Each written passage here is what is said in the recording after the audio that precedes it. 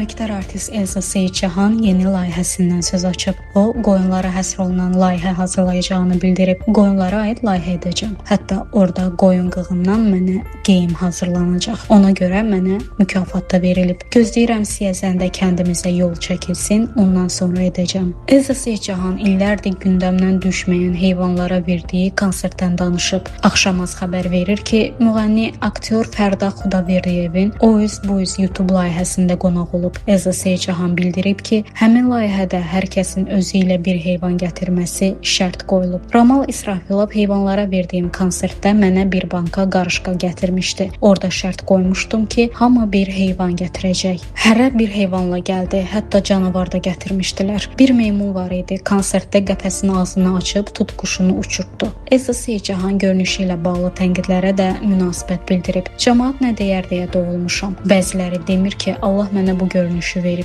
Gedib orasını burasını kəstirir, burnunu düzəltdirirlər. Burun əyri deyilsə, niyə gedib fındıq burun edirsən? Sifətinə yaraşmırsa, niyə edirsən? Cəmaət nə deyər? Fikirləşməyənlər mənə söz deyir. Allah nə deyir, onu da fikirləşmir. Mən Allah nə deyər deyə yaşayıram.